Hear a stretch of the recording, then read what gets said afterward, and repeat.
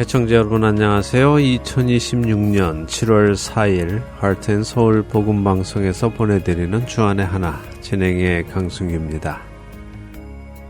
지난 한 주도 우리에게 생명을 주신 예수님의 은혜에 감사하며 살아가신 여러분 되셨기를 소망합니다.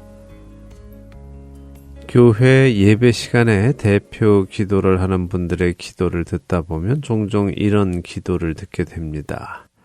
하나님 우리 교회를 눈동자같이 지켜주옵소서라는 기도인데요. 어떠십니까? 여러분들도 들어보셨죠? 어쩌면 여러분들 중에도 이 기도, 저를 눈동자같이 지켜주십시오 혹은 누구누구를 눈동자같이 지켜주세요라는 기도를 하시는 분도 계실 것 같은데요.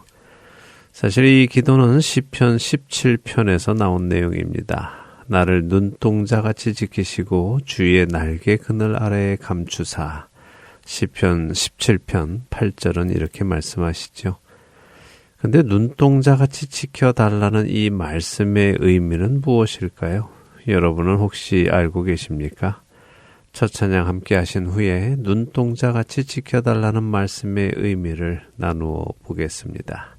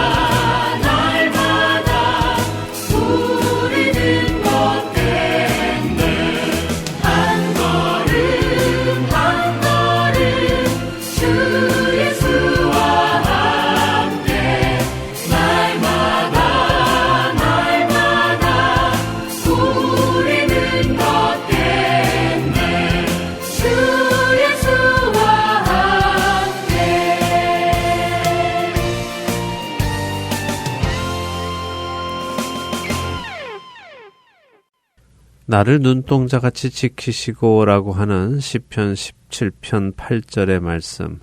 사실 이 내용, 나를 눈동자같이 지키신다는 이 표현은 시편 17편에만 등장하지는 않습니다. 신명기 32장 10절에도 등장하지요. 여호와께서 그를 황무지에서 짐승이 부르짖는 광야에서 만나시고 호위하시며 보호하시며 자기의 눈동자같이 지키셨도다. 신명기의 이 말씀은 하나님께서 이스라엘 백성들을 하나님의 눈동자같이 지키셨다라고 표현하십니다. 또한 잠언 7장 2절에도 같은 표현이 등장합니다. 그래서 우리는 이 표현, 눈동자같이 지키신다 하는 이 표현을 읽을 때면 눈동자가 우리 몸의 아주 중요한 부분이고 무언가를 보는 기관이기 때문에 귀한 가치가 있어서 지킨다라고 대부분 생각합니다. 그래서 나를 눈동자같이 지켜주십시오라고 하는 기도 속에는 하나님께서 나를 소중히 여겨주시고 세밀하게 보호해 주십시오라는 의미가 담겨 있지요. 어떠십니까? 여러분도 그런 의미로 이 구절을 인용하여 기도하셨습니까? 물론 맞습니다. 눈동자는 소중합니다. 그렇기에 우리의 눈은 위험이 감지되면 본능적으로 눈을 감아서 그 눈동자를 보호합니다. 심지어 작은 먼지가 날아 들어와도 우리의 눈꺼풀은 눈을 감아 눈동자를 보호합니다. 하지만 성경이 말씀하시는 눈동자같이 지켜주시는 것은 여기에서 멈추지 않습니다.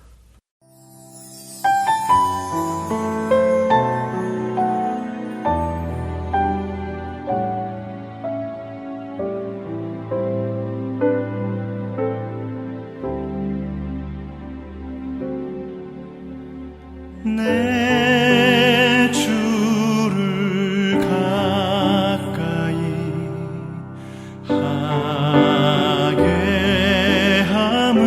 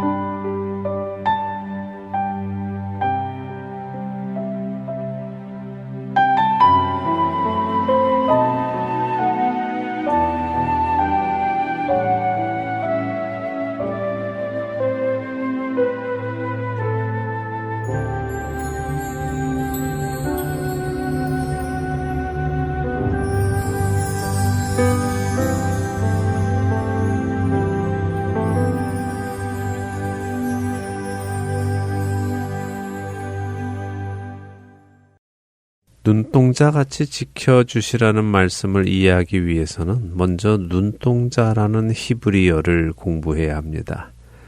눈동자라는 단어는 히브리어로 이숀이라고 합니다. 근데 이 이숀은 사실 남자라는 이쉬라는 단어에서 왔습니다. 특이하지요?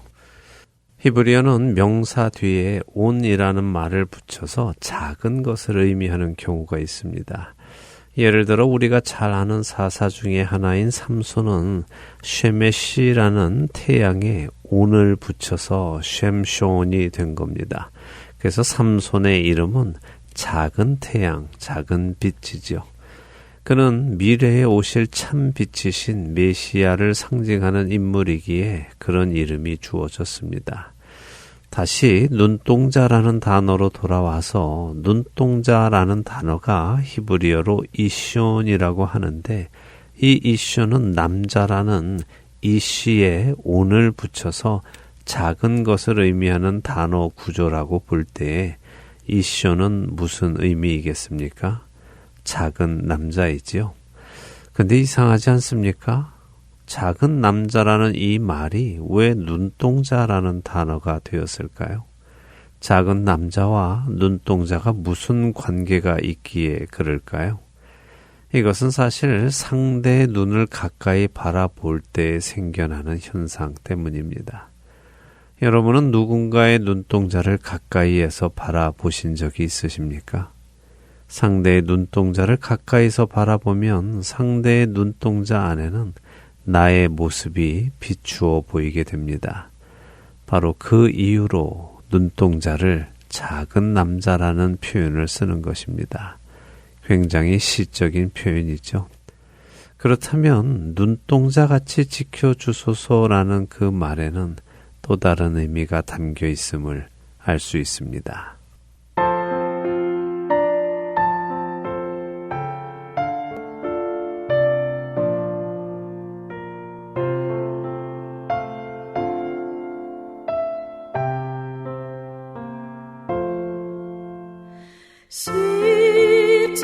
십자가로 가까이 나를 이끄시고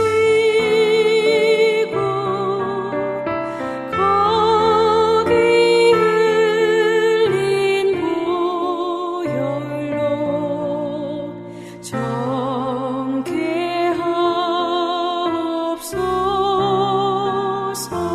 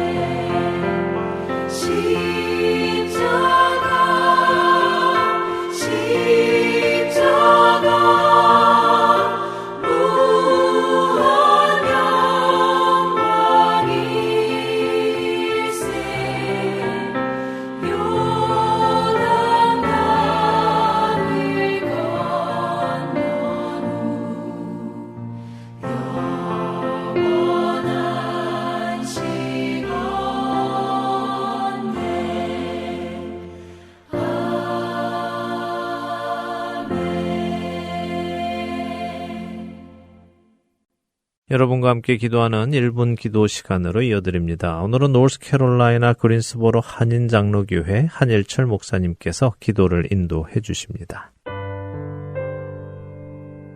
하트앤서울 복음방송 1분 기도 시간입니다. 저는 노스캐롤라이나 그린스보로 지역에서 그린스보로 한인장로교를 섬기고 있는 한일철 목사입니다. 오늘은 각 교회마다 여름에 보내는 단기 선교를 위하여 함께 기도하였으면 합니다. 단기 선교란 짧게는 1주, 길게는 몇 달, 혹은 1, 2년까지 그 기간에 교회에서 팀을 보내 해외와 내지 선교로 가서 선교사님들을 도우며 사역을 행하고 복음을 전하며 돌아오는 것을 가리킵니다.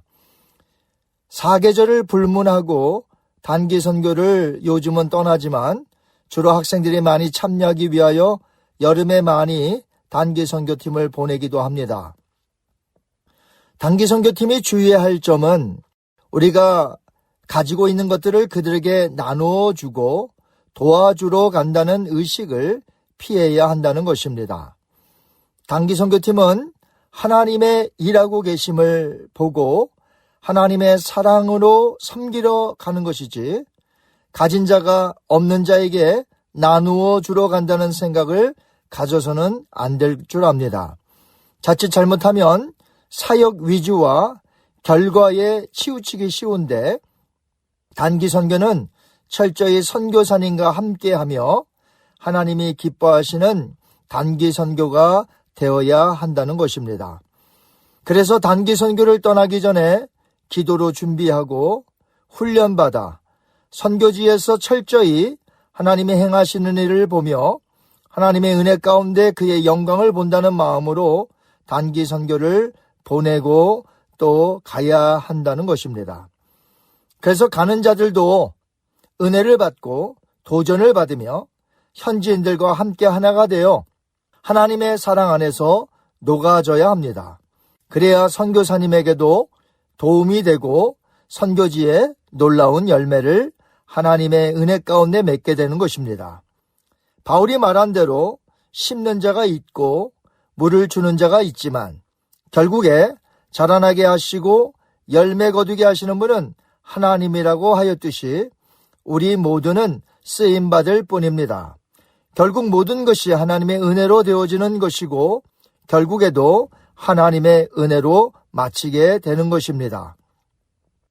이 시간에 우리 다 같이 교회들마다 보내는 여름 단기 선교가 하나님의 은혜 가운데 하나님의 하시는 일을 믿음으로 볼 수 있게 해달라고 다 함께 기도하시겠습니다.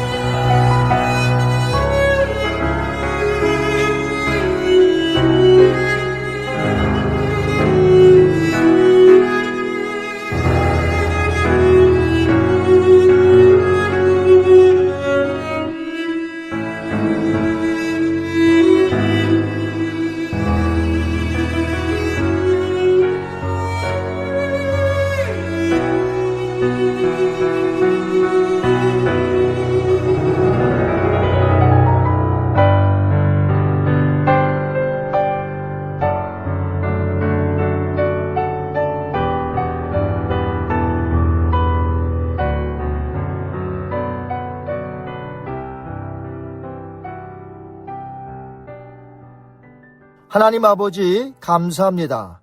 교회들마다 여름을 맞이하여 단기 선교팀을 보내게 해주시니 감사합니다.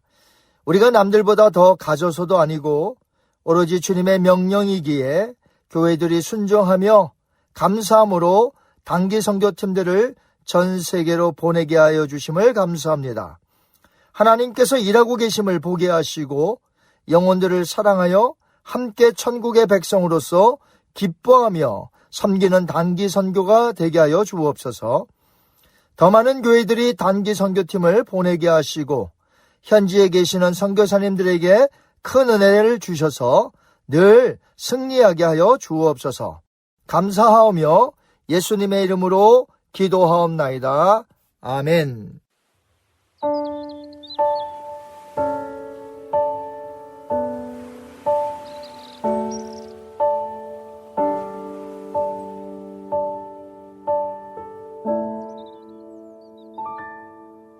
참 아름다운 곳이라 주님의 세계는 정말로 내가 나갔고 솔직할 수 있는 곳 조금이라도 내라 말할 수 없는 이곳은 바로 주님의 세계라.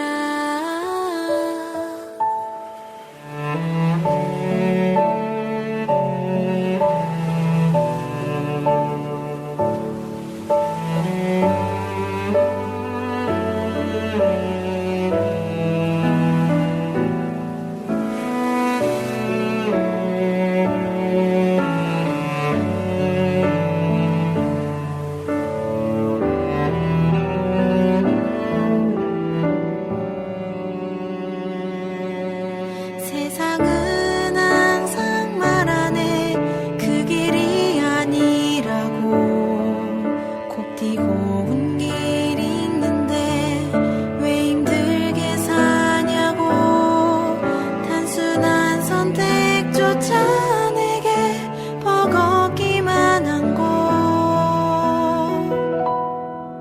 그래도 나는 주님만 따르리. 참 아름다워라 주님의 세계는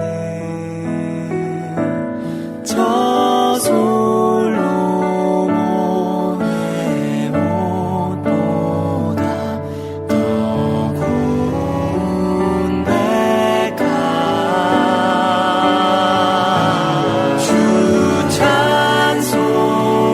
찬송하는 듯 저 맑은 새소리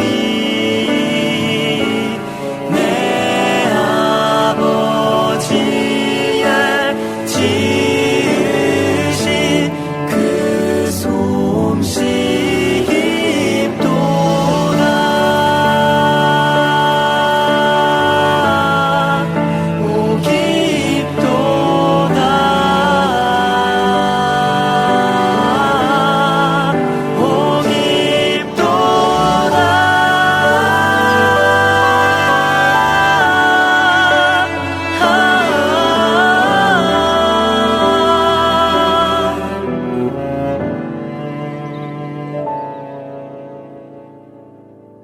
나는 계속 걸어갑니다. 수없이 넘어져도 사람들의 방향과는 조금 다르다 해도 내가 가는 길이 주가 가르쳐준 길이니 이곳은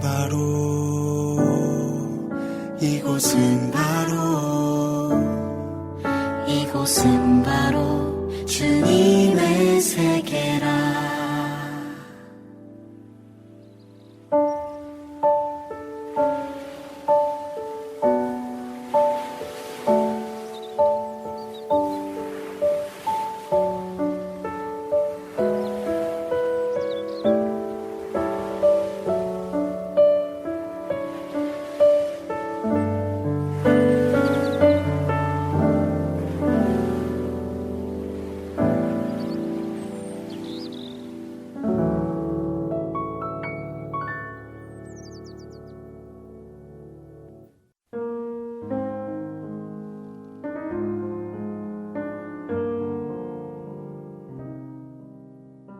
세상에는 영생에 대한 소망 없이 살아가는 영혼들이 너무나 많습니다.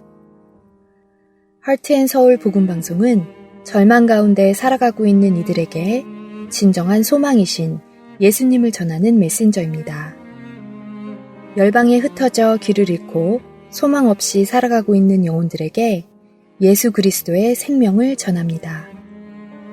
이 귀한 사역에 방송 원고로, 목소리로, 번역, 기도와 후원 등 여러 모양의 동역으로 참여하기 원하는 분들은 전화번호 602-866-8999로 연락 주시기 바랍니다.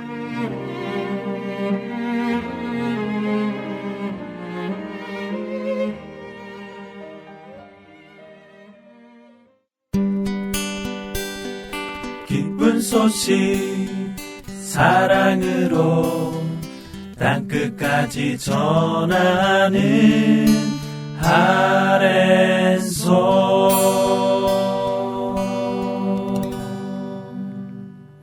신약 성경의 첫 번째 책 마태복음을 통해 예수님을 만나는 시간입니다. 마태와 만나는 예수님 함께 하시겠습니다.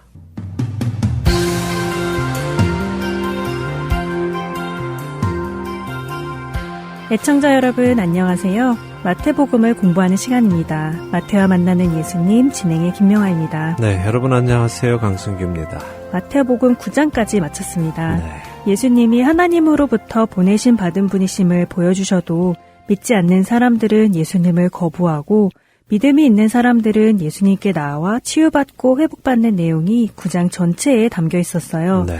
참 아이러니한 장면들도 많았고요. 그렇죠. 보지 못하는 맹인은 예수님을 알아보지만 볼 줄 아는 바리새인들과 서기관들은 예수님을 모독했습니다. 나의 의가 나의 눈을 가리면 우리는 예수님을 볼 수 없습니다. 나의 영혼의 연약함, 또 나의 영혼이 병들어 있고 죽어가는 것을 알고 있는 자들만이 병자가 의사에게 나아오는 것처럼 예수님께 나아와서 치유를 받는 것입니다. 우리의 눈은 그것을 볼 수 있는지 점검해 보시기 바랍니다. 자, 이제 오늘 마태복음 10장으로 들어가겠습니다. 네, 어떤 말씀들이 있을지 기대가 됩니다. 네. 10장 어디를 읽어볼까요? 네, 10장 1절에서 4절을 먼저 읽겠습니다. 네, 마태복음 10장 1절에서 4절 한 절씩 읽겠습니다. 예수께서 그의 12 제자를 부르사 더러운 귀신을 쫓아내며 모든 병과 모든 약한 것을 고치는 권능을 주시니라. 12 사도의 이름은 이러하니 베드로라 하는 시몬을 비롯하여 그의 형제 안드레와 세베대의 아들 야고보와 그의 형제 요한, 빌립과 바돌로메, 도마와 세리 마테, 알페오의 아들 야고보와 다데오, 가나나인 시몬 및 가룟 유다 곧 예수를 판 자라. 자, 지난 시간에 말씀드렸지만요, 9장 끝에 예수님은 추수할 것은 많은데 추수할 일꾼이 없으니 추수할 일꾼을 보내달라고 구하라고 하셨죠. 그러니 제자들이 구했을 것입니다. 그랬더니 그 일꾼들이 나타납니다. 예수님께서 12 제자를 부르시는 것이군요. 네. 추수할 일꾼들이요. 그렇습니다. 그럼 그 추수할 일꾼들이 할 일이 무엇이었다고 말씀드렸어요? 고생하며 기진한 마치 목자 없는 양 같은 그 백성들이 영혼의 참된 목자이신 예수님께 나아올 수 있도록 천국 복음을 전파하고 하나님의 말씀을 가르치고 모든 병과 약한 것을 고쳐야 하는 것이죠. 네. 예수님께서 하신 것처럼요. 맞습니다. 그래서 예수님께서 그 일꾼들을 부르시고 그들에게 더러운 귀신을 쫓아내며 모든 병과 약한 것을 고치는 권능을 주시는 것입니다. 예수님이 하신 그 일을 하게 하시기 위해서 능력을 주시는 것이죠. 이것이 참 중요한 포인트입니다. 우리는 사역을 할 때 누구의 힘으로 합니까? 무슨 말씀을 하시려는지 알겠습니다. 우리의 사역도 주님이 주시는 힘으로 해야 하는데 자신의 힘으로 하는 사람들이 적지 않기 때문에 이 말씀을 하시는 것이죠. 네, 하나님 나라의 일은 하나님께서 주시는 권능을 가지고 해야 합니다. 자신의 힘으로 하지 않고 또 주님께 구하고 주님께서 주시는 힘으로 하는 우리들이 되기를 바랍니다. 네. 예수님은 제자를 12를 부르셨습니다. 왜 12일까요? 12, 이 12라는 숫자가 성경에서 하나님의 백성의 완전수라고 알고 있어요. 네, 그렇습니다. 구약의 12지파 또 신약의 12제자 이 12라는 숫자는요. 하나님의 백성을 이루는 완전한 상징적인 숫자입니다. 여기 제자라는 단어의 원어는 마테타스인데요. 이것은 배우다, 익히다 하는 의미에서 온 말입니다. 제자란 스승에게 배우고 배운 일이 몸에 익도록 훈련해서 스승이 직접 전하는 것처럼 전하는 사람입니다. 스승에게 배운 것에 내 것을 더하거나 혹은 빼거나 변형해서는 제자가 될 수 없죠. 스승의 모든 것을 그대로 전승하는 것이 제자이군요. 그렇습니다. 자, 그런데 마태는요, 지금 이 12제자를 2절에는 12사도다라고 칭합니다. 그러네요. 1절에는 12제자를 부르셨는데 2절에는 12사도라고 칭을 변경하네요. 네. 그럼 사도는 권능을 받은 사람들이라는 의미일까요? 네, 그렇게 오해하실까봐 설명을 드리는데요. 제자는 마테타스라고 말씀드렸습니다. 배우는 자, 익히는 자, 따르는 자를 의미합니다. 자, 그렇다면 사도는 무엇일까요? 사도는 아포스톨론이라는 헬라어인데요. 보냄을 받은 자라는 뜻입니다. 그러니까 예수님께서 특정한 목적을 가지고 보내시는 자들을 사도라고 칭하고 그들이 그 일을 할 수 있도록 권능도 주시는 것이죠. 그러니까 단순히 권능을 받은 사람이 사도가 아니라 예수님으로부터 보냄을 받은 사람들이 사도인 것입니다. 네.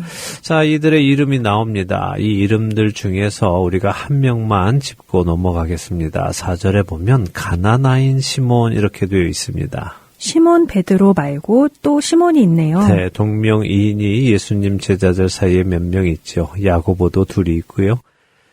그런데 가나나인이 무엇인가 궁금하지 않으세요? 예, 사실 개역 한글이나 다른 한글 번역본, 그러니까 공동 번역이나 현대인의 성경은요, 가나나인이 아니라 가나안인이라고 번역을 해 놓았습니다. 가나안인이요? 네. 가나안 사람이라는 말인가요? 네, 그렇게 들리죠? 그럼 예수님의 제자 중에 이방인도 있었다는 말인가요? 처음 들어보는데요. 네, 충분히 오해를 낳을 수 있는 번역입니다. 사실 가나나인이라는 말의 원어는요, 카나나이오스입니다. 그리고 가나안인의 원어는 카나나이아이죠. 비슷하지만 서로 다릅니다. 자, 그럼 이 카나나이오스라는 단어는 무엇일까요? 이거는 열심당원이라는 말에 아람어로 알려져 있습니다. 열심당원이요? 네. 들어보기는 했는데 정확히 어떤 사람들이죠? 네, 예수님 당시 유대에는 여러 파벌들이 있었죠. 예, 바리새파, 사두개파, 에세네파 이런 당파들이 있었습니다. 열심당 역시 그런 파벌 중에 하나인데요. 이들은 이스라엘을 무력을 사용해서 회복시키겠다 하는 독립운동 파벌입니다. 로마로부터 이스라엘을 무력을 사용해서 되찾겠다 하는 독립운동가들이었군요. 네, 그 열심당원 중에 시몬이라는 사람도 예수님의 제자가 된 것이죠. 자, 이 사람은 어떤 의도로 예수님의 제자가 되었을까요? 예수님이 메시아로 로마와 전쟁을 벌일 것이라는 기대가 있었을 것 같아요. 네, 아무래도 그랬겠죠. 우리가 잘 알듯이 예수님의 12제자들은 각기 다른 배경에서 부름을 받았지만 사실 그들 대부분이 원하는 것은 예수님께서 메시아로서 로마와 전쟁을 벌여서 이스라엘을 회복시키시고 다윗의 왕권을 이어가시는 것이었습니다. 그리고 그 일이 일어날 때 예수님 옆에서 한 자리씩 하고자 하는 마음들이 있었죠. 자, 어쨌든 이 가나나인 시몬이라는 사람은 가나안 사람이 아니라 열심당원이었다라는 것 기억하시기 바랍니다. 참고로 한국어 번역 중에 새번역 성경은 이 원어의 의미를 잘 담아서요. 열혈당원 시몬 이렇게 잘 번역했음도 알려드립니다. 네, 12제자에 가나안 사람이 있었던 것은 아니었네요. 네, 아니었습니다. 자, 이 제자들을 사도로 부르시고는 어떻게 하실까요? 다음 구절을 보지요. 5절에서 15절인데요. 읽어보겠습니다. 네, 마태복음 10장 5절에서 15절입니다.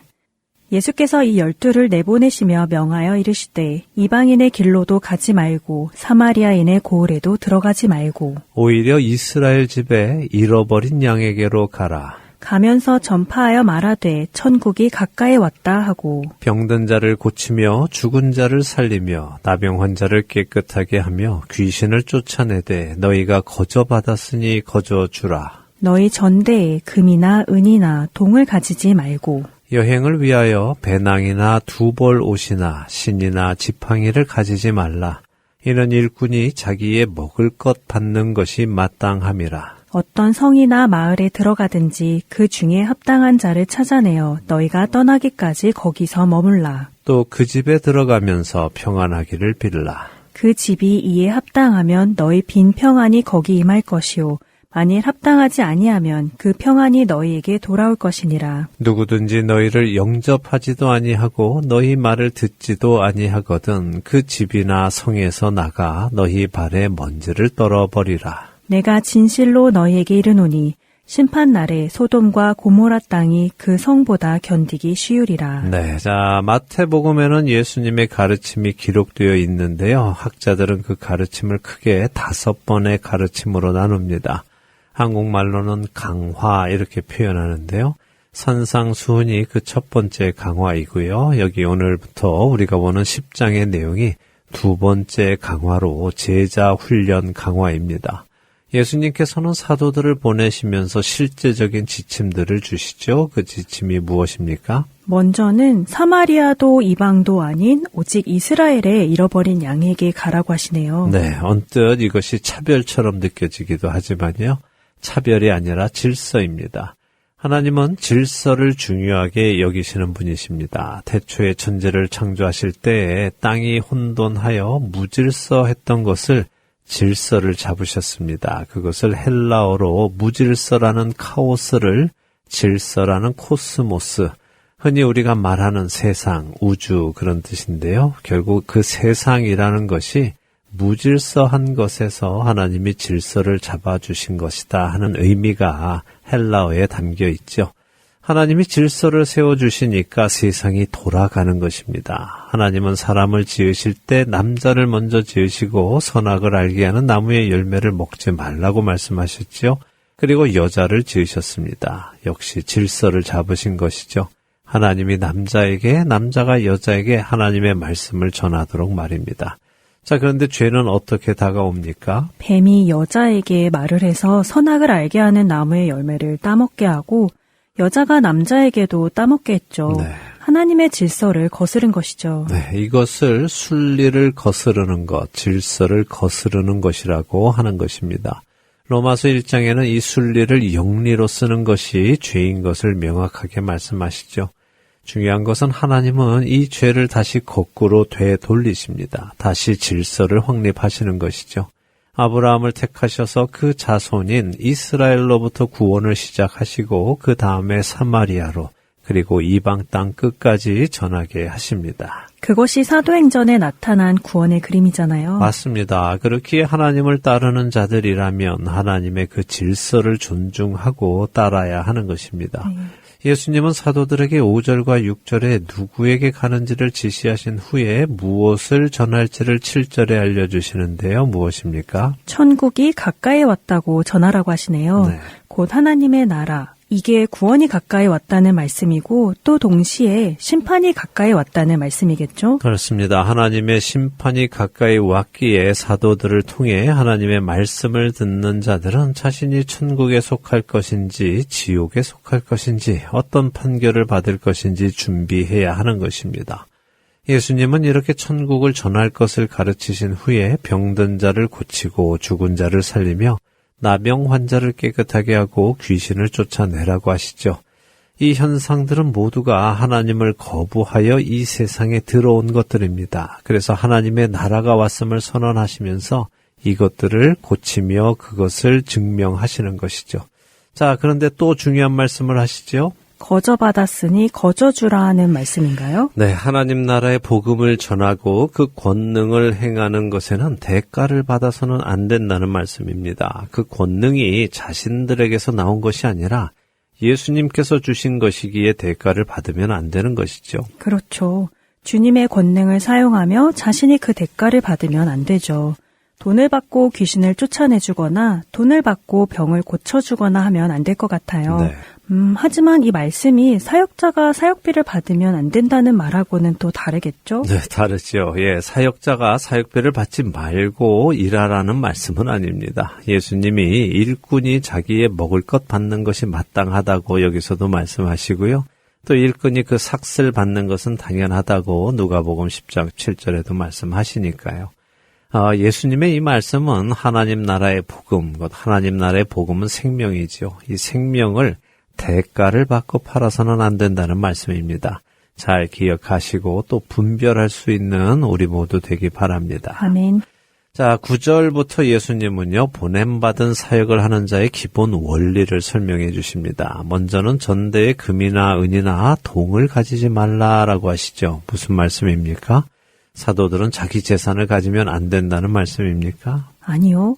그것이 아니라 주님께로부터 사명을 받아 보내심을 받았다면 그 일을 이루는 데 필요한 것들을 하나님께서 채워주실 것이니 그것을 신뢰하고 가라는 말씀으로 들리는데요. 맞습니다. 이어지는 두벌옷이나 신이나 지팡이를 가지지 말라는 말씀도 같은 맥락의 말씀입니다.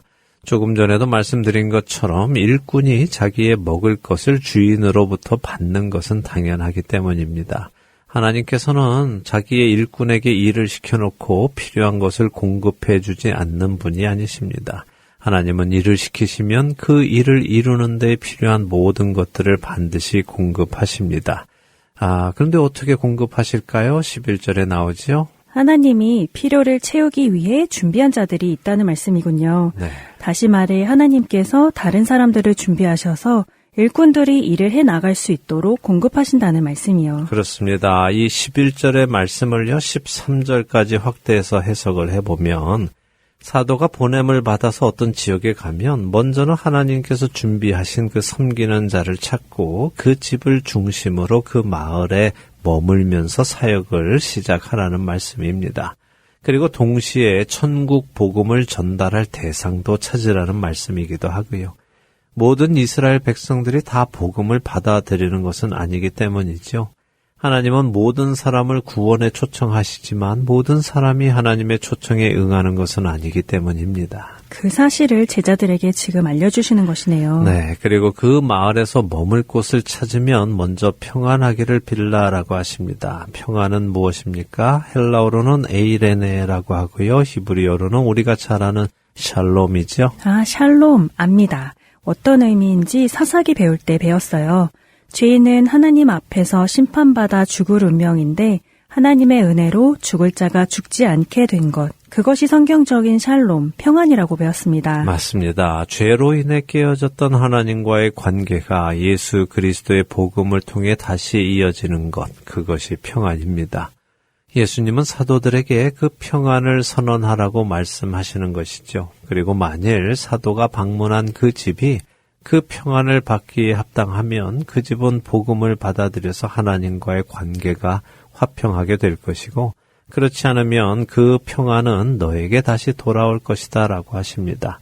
자, 14절과 15절은 받아들이지 않는 사람에게 할 일도 알려주시죠. 네, 그 집이 하나님의 복음을 받아들일 마음이 없다면 그래서 사도들을 영접하지도 않고 사도들의 말도 듣지 않는다면 그 집이나 성에서 나가 너희 발에 먼지를 떨어버리라고 하시네요. 네. 신발에서 먼지를 떨어내버리라는 것이 어떤 의미가 있는 것 같아요. 네, 유대의 문화 속에서 발에 먼지를 터는 것은요, 자신은 이 일에 대해 책임을 다 했고 이제 더 이상 책임이 없다 하는 것을 나타내는 표현입니다.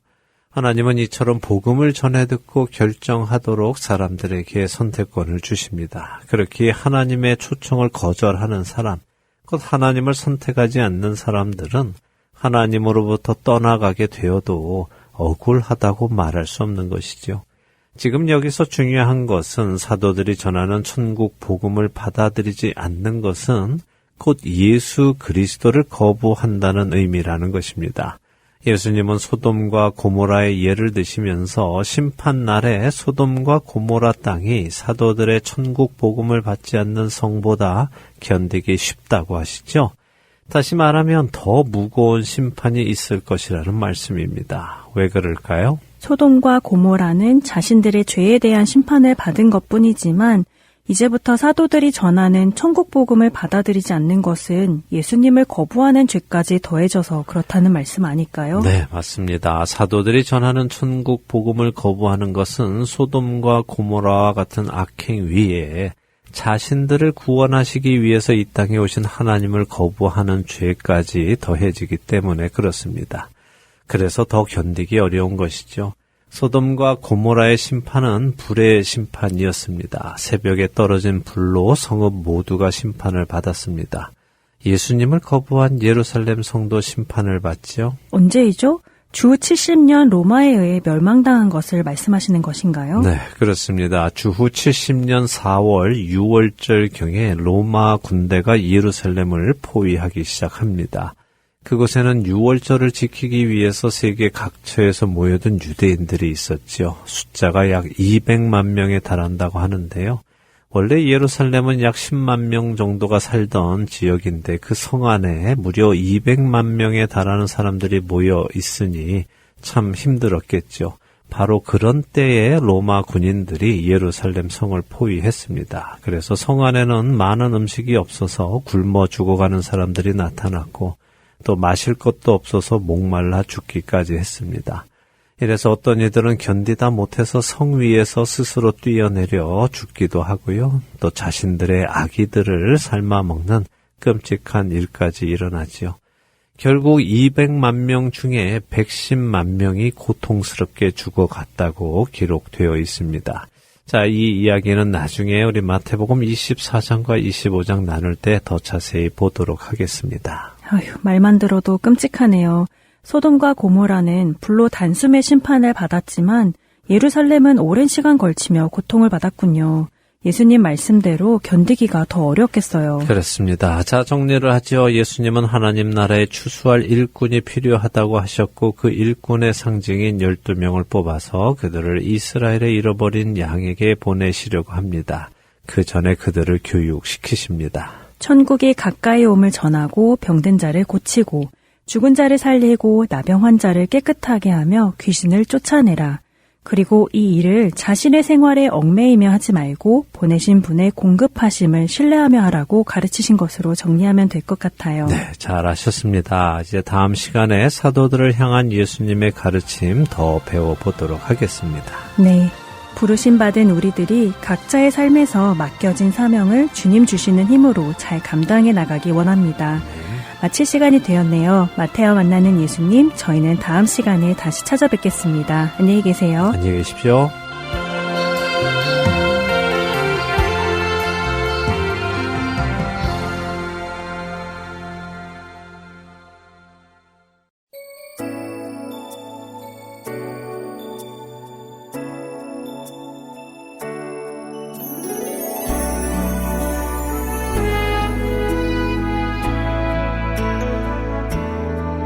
주님 나를 택하사 잃어버린 자에게 아버지의 사랑을 나누게 하시네. 어둠을 밝히며 차가운 마음 녹이는 진리의 빛 전하게 하소서.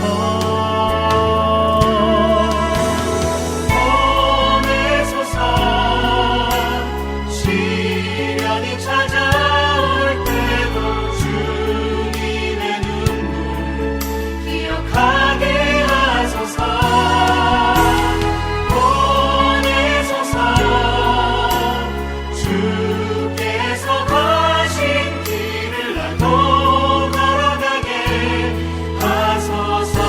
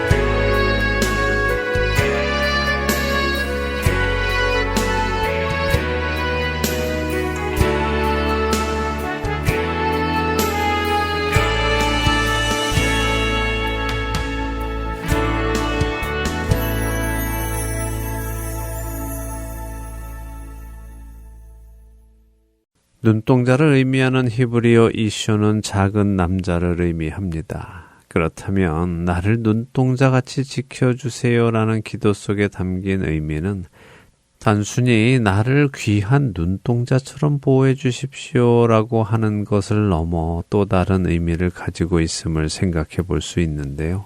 그것은 무엇일까요? 상대의 눈동자에 나의 모습이 비추기 위해서는 어떻게 해야 하겠습니까? 아주 가까이 가야 합니다. 아주 가까이 갈 때 우리는 상대의 눈 속에서 나를 볼 수 있습니다. 그렇기에 나를 눈동자같이 지켜주세요라고 하는 기도 속에는 나를 주님 가까이에 두십시오라는 의미도 담겨 있는 것입니다. 어느 정도로 가까이입니까? 서로 마주보고 설 정도로 가까이입니다. 이제 여러분께 질문을 하나 드리겠습니다. 나를 눈동자같이 지켜주시라고 기도할 때 여러분의 마음속의 의도가 나를 귀히 여겨서 잘 보호해 주십시오라는 의미만 담겨 있을 때와 나를 눈동자같이 지켜주십시오라고 기도할 때 그 의미가 나를 하나님의 눈앞에 두시고 지켜주십시오라는 의미도 포함하고 있음을 알게 된 이후에 여러분은 이 기도를 계속 하실 것 같으십니까? 아니면 주춤거리게 되십니까? 하나님께 가까이 가고 싶은 분들은 이제 이 기도, 나를 눈동자같이 지켜주십시오라는 이 기도를 더욱 기쁘게 하실 것입니다. 그러나 하나님께 가까이 가는 것이 부담스러운 분들은 이 기도, 나를 눈동자같이 지켜주십시오라고 하는 이 기도가 말 그대로 부담스러워지기 시작하실 것입니다. 만일 그동안의 나의 기도가 나의 모든 어려움에서 나를 보호해 주셔서 나로 내가 원하는 일들을 다 이룰 수 있게 해 주세요라는 의미로 기도했던 분들이라면 말입니다. 사실 많은 우리들이 하나님의 능력은 원하면서도 하나님의 임재는 부담스러워하기도 합니다. 왜냐하면 하나님이 우리 가까이에 계시면 나의 행동에 제약이 생기기 때문이죠. 내가 하고 싶은 일들을 하지 못하게 되고 내가 하고 싶지 않은 일들을 해야 하는 일이 생기기 때문입니다. 죄인의 속성은 육신의 정욕을 따르게 되어 있습니다. 거룩하지 않지요. 그렇기에 거룩하신 하나님 가까이에 있다는 것이 부담스럽게 됩니다. 그래서 하나님의 보호하심이 있기를 원하면서도 하나님과 어느 정도의 거리를 두고 싶어 하는 것이 우리의 모습이기도 합니다. 더 나아가 하나님께서 기뻐하지 않으시는데도 내가 원하는 일을 할 때에는 하나님께서 그 시선을 다른 데로 돌리시기를 바라기까지 하는 것이 우리의 모습입니다. 사랑하는 할텐 서울 복음방송 애청자 여러분, 여러분은 어떠십니까? 여러분은 하나님이 여러분을 가까이에서 바라보고 계시는 것이 감사하십니까? 아니면 부담스러우십니까? 나의 마음의 동기까지 꿰뚫어 보시는 하나님의 시선 앞에 있는 것이 자유스러우십니까? 아니면 불편하십니까? 하나님의 시선이 감사함으로 다가오는 축복이 우리에게 있기를 원합니다. 나를 가까이에서 바라보시며 나와 동행하시는 그 하나님을 기뻐하는 우리가 되기를 원합니다. 예수 그리스도의 십자가를 통하여 하나님의 백성이 되었음에도 불구하고 여전히 나의 욕심을 따르는 우리가 되지 않기를 바랍니다. 무릇 주를 멀리하는 자는 망하리니 음녀같이 주를 떠난 자를 주께서 다 멸하셨나이다. 하나님께 가까이 함이 내게 복이라. 내가 주 여호와를 나의 피난처로 삼아 주의 모든 행적을 전파하리이다. 시편 73편 27절과 28절의 말씀입니다. 나를 보호해 달라고만 요청하는 자들이 아니라 하나님께 그만큼 가까이 가기를 기뻐하는 우리가 되기를 소망하며 오늘 주안의 하나 여기에서 마치도록 하겠습니다. 함께해 주신 여러분들께 감사드리고요. 저는 다음 주 이 시간 다시 찾아뵙겠습니다. 지금까지 구성과 진행의 강승규였습니다. 애청자 여러분, 안녕히 계십시오.